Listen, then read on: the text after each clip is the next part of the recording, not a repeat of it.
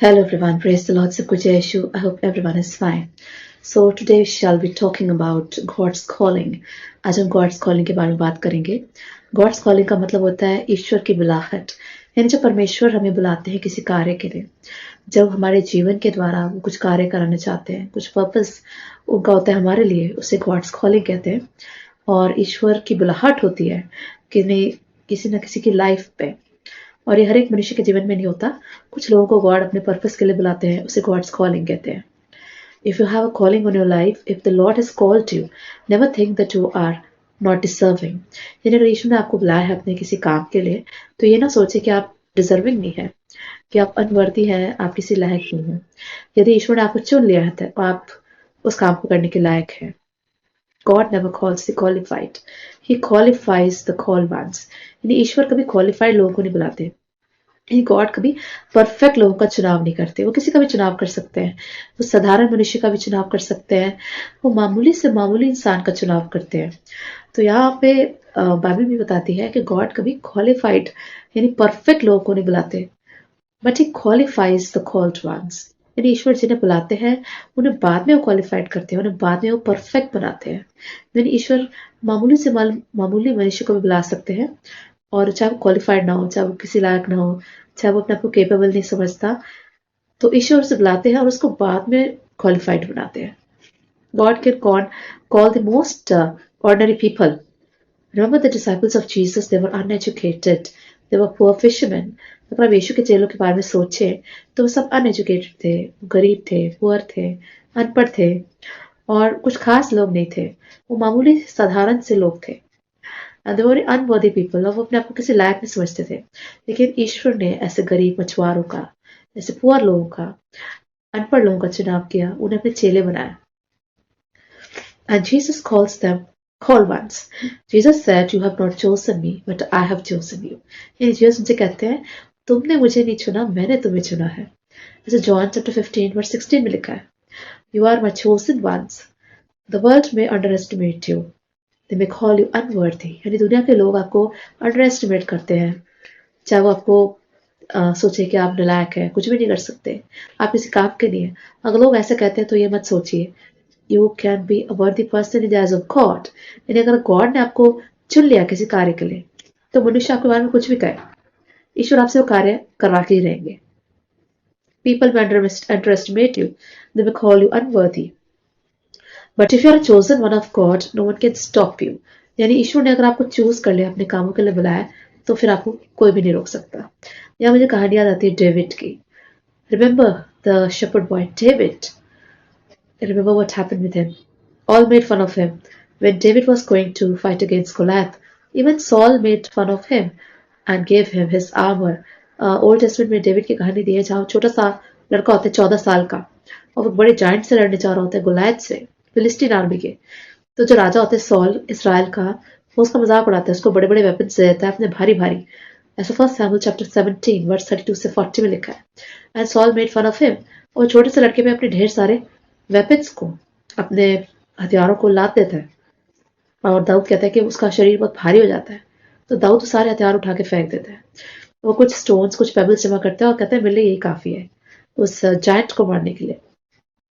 David's brother made fun of him. They told him to go back from the war. ऐसा first Samuel chapter 17 verse 28 में लिखा है. क्योंकि दाऊद जो होता है वो शेपर्ड होता है, वो चरवाहा होता है. तो जब वो वॉर सीन में जाता है, जहाँ पे लड़ाई हो रही होती है, फ्रंट पे जाता है, उसके भाई उसका मजाक उड़ाते हैं. वो कहते हैं तुम यहाँ क्यों आए हो, तुम्हें तो अपनी भेड़ों के पास होना चाहिए. वो कहते हैं तुम बैटल सीन में क्यों आए, फ्रंट पे क्यों आए, तो वापस जाओ अपनी भेड़ों के पास. Even Goliath made fun of him. This is written in 1 Samuel chapter 17 verse 43 and 44. And जो गुलायत होता है, बड़ा सा जाइंट होता है, वो कहता है कि इजराइल के राजा ने मेरा मजाक उड़ाया, छोटे से लड़के को, 14 साल के लड़के को भेजकर. But David said, I come before you in the name of the Most High God, and he defeated a giant called Goliath. यानी दाऊद जो होता है वो गुलायत से कहता है कि मैं सर्वशक्तिमान परमेश्वर के नाम से तेरे खिलाफ आता हूँ. और दाऊद ऐसा बोलता है और उस पर वार करता है अपने स्टोन्स के साथ, और ऐसा करके वो उसे हरा देता है.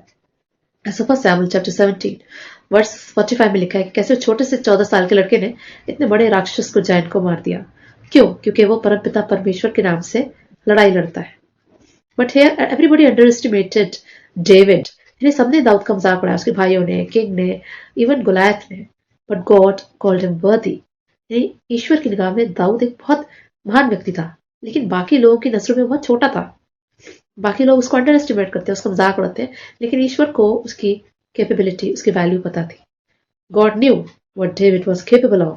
He had already qualified him and enabled him to kill big animals. यानी दाऊद जो था वो बड़े बड़े जानवरों को मारता था, लायन को, बेयर को, वाइल्ड एनिमल्स को मारता था। तो गॉड ने पहले उसको क्वालिफिकेशन दे दी थी, गॉड ने पहले उसको केपेबल बना दिया था उस जायंट को मारने के लिए। And he was an expert in the eyes of God and God knew it. God जानते थे कि ये जानवरों को मारता है और यही मार सकता है गुलायत को। God qualified him to kill Goliath. God ने उसको पहले ट्रेनिंग दे दी थी गुलायत को मारने की, जब वो वाइल्ड एनिमल्स को मारता है। When David was anointed, his father didn't even bother to call him. और जब प्रॉफिट सैमुअल जब डेविड की anointing करता है, तो उसका पिता सारे अपने भाइयों को, अपने बेटों को बुलाता है, दाऊद के भाइयों को बुलाता है, लेकिन वो दाऊद को नहीं बुलाता, क्योंकि उसका फादर सोचता है कि David is not worthy to become a king. क्योंकि वो सोचता है डेविड एक छोटा सा लड़का है, शेपर्ड बॉय, ये क्या किंग बनेगा, तो उसको बुलाता भी नहीं वो। As first Samuel chapter 16 verse 10 से 13 में लिखा है, but God knew that David was the future king of Israel. यानी गॉड को पता था कि दाऊद आने वाले समय में इजराइल का राजा बनेगा। यानी उसका पिता जो था वो उसमें एक शेपर्ड बॉय को देख रहा था, लेकिन गॉड डेविड के अंदर एक राजा को देख रहे थे, जब वो 14 साल का बच्चा था। This is written in 1 Samuel chapter 16 verse 1 how God anointed a small boy David at the age of 14। यानी पहला सैमुअल चैप्टर 16 वर्स 1 में लिखा है कैसे खुदा ने उसकी anointing, उसका अभिषेक किया था 14 साल की उम्र में। यानी उसका पिता उसमें एक गडरिया को देख रहा था, लेकिन गॉड उसमें एक राजा को देख रहे थे, फ्यूचर किंग को। When the world underestimate us, God knows our worth and value। यानी दुनिया वाले हमें चाहे नालायक समझे, चाहे उनको लगे हम किसी काम के लिए अनवर्दी है, we don't deserve anything, but God sees a king in us। God sees our worth, our value। यानी ईश्वर हमारी वैल्यू जानते हैं। God sees what people cannot see। यानी जो गॉड देख सकते हैं वो लोग नहीं देख सकते। God looks at heart and people look at the face। First Samuel chapter 16 verse 7 में लिखा है कि परमेश्वर जो है वो हमारा दिल देखते हैं और लोग हमारी फेस देखते हैं। Everyone underestimated David, but God was seeing a king in him।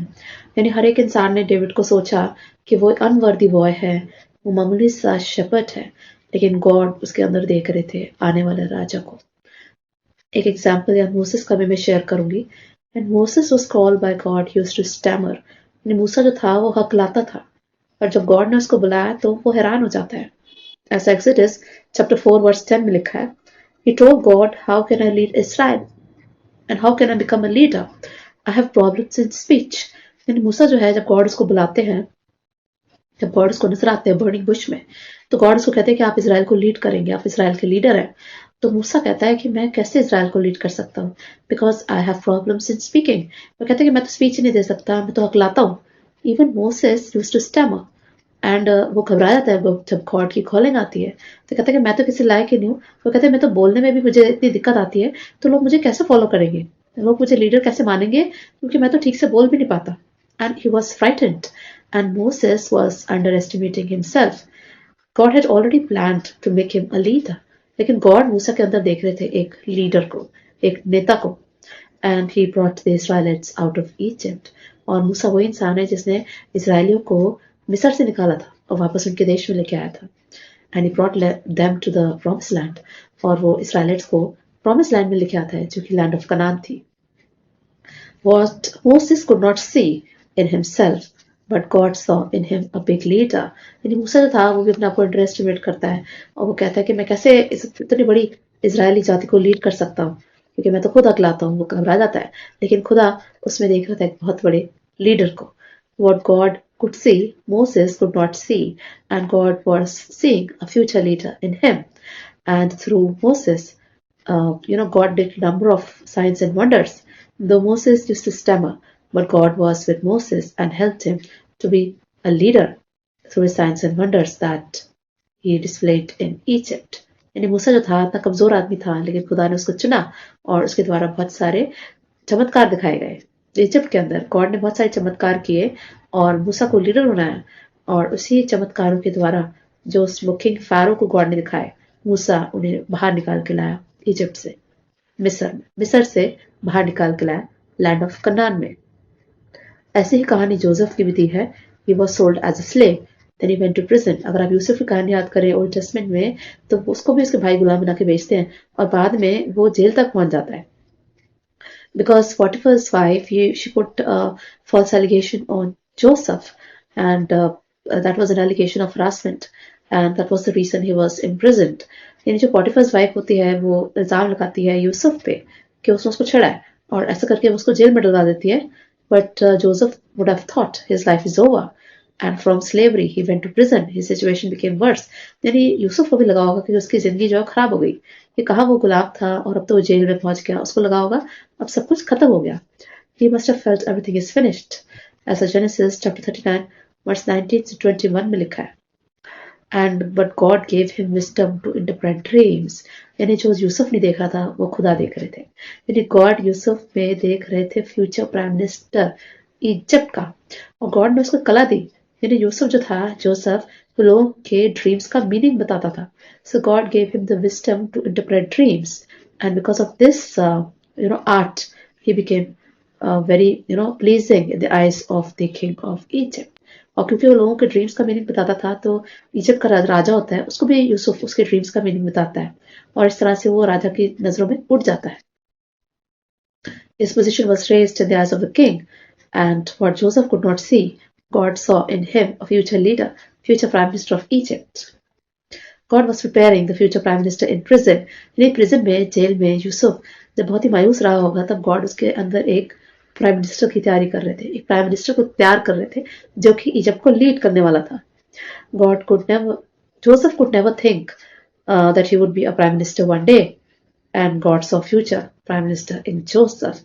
That is written in Genesis 41 chapter verses 37 to 44, how God raised his position and he became the prime minister of Egypt. यानी जो हम अपने अंदर नहीं देख पाते उसे परमेश्वर देखते हैं।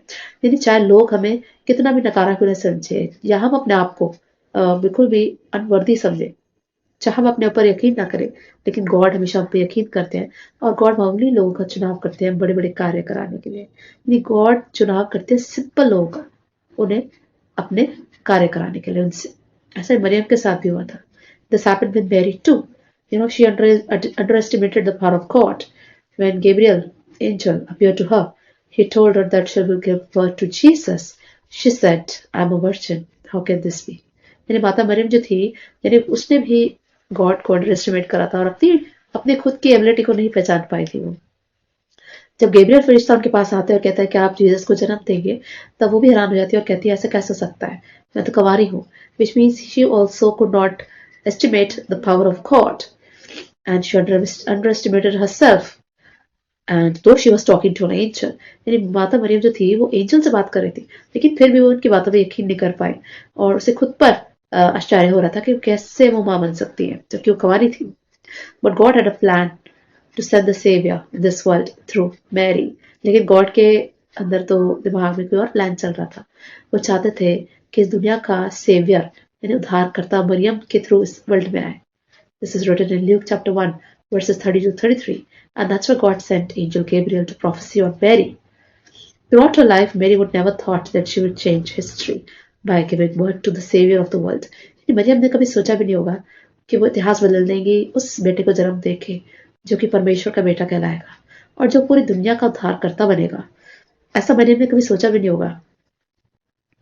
And he would bring salvation to all. यानी मरियम के थ्रू जीसस पैदा होंगे और वो सारी दुनिया का उद्धार करेंगे, सबके लिए साल्वेशन लेकर आएंगे। ऐसा लूक चैप्टर 1 वर्स 35 में लिखा है। मेरी never have even thought of this, यानी मरियम ने कभी ऐसा सोचा भी नहीं होगा कि उसके द्वारा ये सब होने वाला है।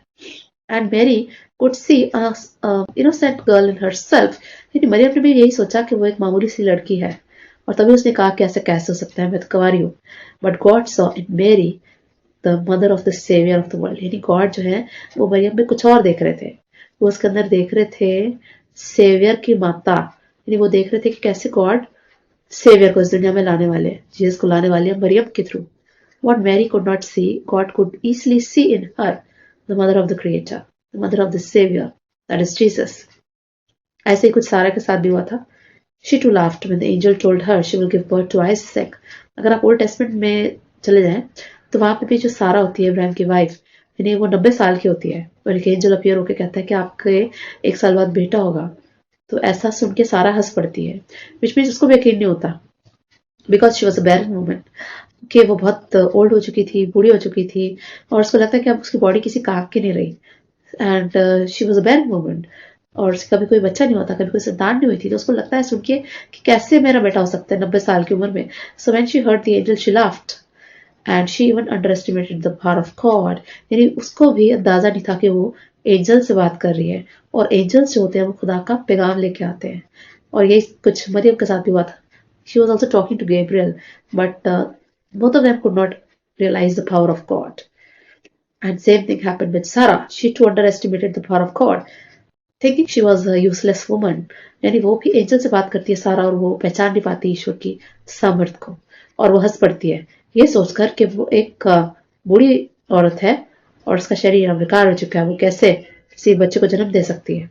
ऐसे जेनेसिस चैप्टर 18 वर्स 12 में लिखा है, but God brought Isaac into this world through सारा। बट गॉड आइजैक को दुनिया में लेके आए सारा के द्वारा, and he is called the son of the covenant. यानी सारा जो नहीं देख पा रही थी वो गॉड देख पा रहे थे, यू नो गॉड देख पा रहे थे आइजैक को, जो कि दुनिया में आने वाला था सारा के through. Oftentimes we underestimate our situation. God never calls the perfect. He makes us perfect after calling us. यानी कई बार हम अपनी सिचुएशन को नहीं समझ पाते हैं, हमें लगता है हम किसी काम के लिए हम बेकार है, नकारा है, we are useless, we are unworthy, we are good for nothing. या फिर कई बार लोग हमें ताने देते हैं कि you are good for nothing, आप कुछ नहीं कर सकते, आप बेकार है, आप अनवर्दी है। But God has a different plan for us, and God never calls perfect people, he makes perfect those he call, which means God कभी परफेक्ट लोगों को नहीं बुलाते, पहले लोगों का चुनाव करते हैं, उनको बुलाते हैं, फिर उनको परफेक्ट बनाते हैं। which means God never calls the qualified, he qualifies the called ones. ईश्वर कभी भी क्वालिफाइड लोगों को नहीं बुलाते, वो पहले लोगों को बुलाते हैं, फिर उनको क्वालिफाइड करते हैं। पहले वो इंसान को बुलाते हैं, उसको चुनाव करते हैं, फिर उसको उस लायक बनाते हैं। God saw in Sarah the covenant mother, यानी गॉड ने सारा में एक वाचा से बंधी हुई स्त्री को देखा। Same thing happened with Peter also. When God called Peter, he said, Master, go away from me. I'm a sinner. यानी जब जीसस पीटर का चुनाव करते हैं तो पतरस भी यही कहता है जीसस से कि मेरे पास से दूर हो जाओ, मैं तो पापी मनुष्य हूँ। ऐसा लूक चैप्टर 5 वर्स 8 में लिखा है। But Jesus said, You are a fisherman. I'll make you fisher of men. यानी मत्ती चैप्टर 4 वर्स 19 में गॉड कहते हैं कि तू एक मछुआरा है, तू मछलियों को पकड़ता है, अब से मैं तुझे लोगों को पकड़ने वाला बनाऊंगा। Which means Jesus said, You are a fisherman. Now I'll make you fisher of men. यानी जीसस पीटर में देख रहे थे एक प्रीचर को जो कि इंसानों को पकड़ेगा, जो कि इंसानों को उद्धार करने वाला बनेगा। Peter considered himself a sinner, but he didn't know God was seeing in him a rock on which God will build a church. ये पतरस अपने आप में एक पापी को ढूंढ रहा था, उसने अपने आप में एक पापी देखा, बट जीसस उसमें देख रहे थे एक रॉक, एक चट्टान जिसपे कि अपनी कलीसिया खड़ी करेंगे। Which means Jesus calls Peter a rock and he said, I'm going to build my church on this rock. यानी जीसस पतरस से कहते हैं कि तू वो रॉक है, तू चट्टान है जिसमें मैं अपनी कलीसिया को खड़ा करूंगा, अपनी चर्च को खड़ा करूंगा। Which means Peter laid the foundations of the church. यानी पतरस जो था उस चर्च की फाउंडेशन रखी, और पतरस अपने आप में एक पापी मनुष्य को ढूंढ रहा था, और जीसस उसमें देख रहे थे एक प्रीचर जो कि आगे चल के चर्च खड़ा करने वाला था। God never stopped, though Peter thought he's unworthy. मेरी गॉड रुके नहीं, ये पतरस अपने आपको अनवर्दी, अपने आपको नकारा समझता रहा, लेकिन ईश्वर अपना कार्य पतरस में करते रहे। So what I'm trying to say, often people underestimate us, but we too underestimate ourselves. यानी कई बार लोग हमें अंडर करते हैं, हम खुद को अंडर करते हैं, but God ways are different, his outlook is different. यानी गॉड के काम करने का तरीका अलग है। जब हम अपने आप को नकारा समझते हैं, लोग हमें नकारा समझते हैं, लेकिन ईश्वर की निगाह में हम बहुत इंपॉर्टेंट हैं, बहुत वैल्यूएबल है, and God sees us in a different manner. The way the world sees us is not the ways of God. यानी जैसे में दुनिया देखती है वैसे में गॉड नहीं देखते, गॉड हमें एक अलग नजरिए से देखते हैं। He doesn't see the things as we see them. ये जैसे हम चीजों को देखते हैं वैसे गॉड नहीं देखते। God never calls the qualified or the educated or the wise or the rich or the worthy. यानी परमेश्वर एजुकेटेड लोगों का, क्वालिफाइड लोगों का, पढ़े लिखों का, रईसों का, वर्दी लोगों का जो अपने आप को बहुत ज्यादा वर्दी समझते हैं, केपेबल समझते हैं, ऐसे लोगों का चुनाव नहीं करते। God qualifies called. ये गॉड जो है साधारण मनुष्य को बुलाते हैं, उसके बाद वो उन्हें क्वालिफाइड करते हैं। God never calls the perfect. First he calls and then he makes them perfect. ये परमेश्वर हमेशा सिंपल लोगों का चुनाव करते हैं, जो अपने को बिल्कुल किसी काम का नहीं समझते, और फिर वो बाद में उनको परफेक्ट बनाते हैं। David was a shepherd. Moses used to stammer. Joseph was a slave. Mary was a virgin. Sarah was a barren. And Peter was a fisherman. But all these people were special in the eyes of God. And God used them mightily. Which means Saud जो था वो गडरिया था, मूसा हकलाता था, Joseph एक गुलाम था, मरियम कवारी थी, सारा बूढ़ी हो चुकी थी, और जो पतरस था वो मछुआरा था। लेकिन गॉड ने इन सबको किसी न किसी अलग नजरिए से देखा, इनको पुकारा, इनको बुलाया, और फिर इनको उस काम के लायक बुलाया, इनको उस काम के लायक बनाया जो गॉड ने इनके लिए चुना था। God chose the fool to shame the wise. मेरी बाइबल कहती है 1 Corinthians chapter 1 verse 27 में कि गॉड ने मूर्खों का चुनाव किया है बुद्धिमानियों को शर्मिंदा करने के लिए, which means God has chosen the fool to shame the wise. And then the Bible says God has chosen the weak to shame the strong. ये गॉड ने कमजोर लोगों का चुनाव किया है बलवान व्यक्तियों को उनको शर्मिंदा करने के लिए, which means गॉड सबसे छोटे, सबसे कमजोर, गरीब से गरीब इंसान का चुनाव करते हैं, जो किसी भी लायक नहीं होता, वो गॉड की नजरों में बहुत वैल्यूएबल होता है। और गॉड ऐसे लोगों का चुनाव करते हैं ताकि जो बुद्धिमानी है, जो शक्तिशाली है, वो शर्मिंदा हो जाए, ताकि हम घमंड ना करें कि हमने अपने बलबूते पे करा है। इसलिए ईश्वर सिंपल लोगों का चुनाव करते हैं ताकि उनका भरोसा खुदा में बना रहे, और यदि हम अपने बलबूते पर चीजें करेंगे तो हम घमंडी हो जाएंगे।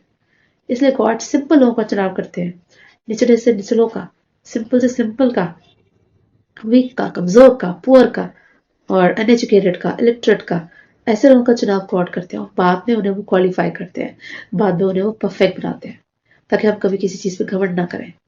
His ways are different from our ways. Let us put our faith in him. यानी गॉड के काम करने का तरीका बहुत अलग है मनुष्य से, और हमें अपना विश्वास ईश्वर पे रखना चाहिए, क्योंकि ईश्वर की निगाह में हम सब बहुत कीमती है, बहुत वैल्यूएबल है। I would like to pray for all of you. Heavenly Father, we come before you with our prayers. Father God, we thank you so much for this beautiful message that you gave us today, that we are all worthy of God's calling. Father God, enable us to understand the calling that you have on our life. Enable us to understand our worth. Enable us to remember that we are very valuable in the eyes of God.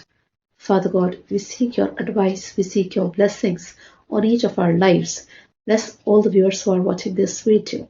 Father God, bless them abundantly. Enable us to understand God's calling on our life. Help us to understand the purpose that you carry for us in our life. Father God, enable us to work according to your will. I place all viewers into your hand. I apply your holy blood on all the viewers, that you're going to take care of them. Father God, bless all those who are seeking good health. Bless all those who are sick, who are sad, who are lonely. Bless all those who are facing any kind of depression. Father God, bless all those who are seeking good health. Provide them physical, mental, and emotional healing. Father God, we pray for all those who are studying, who are appearing for the exams. Enable them to perform well in their exams. Help all those who are seeking admissions and jobs. Bless everyone financially. Bless everyone in every area and sphere of their life. Father God, we place our life into your hands. Father God, bless each one of us with the Holy Spirit.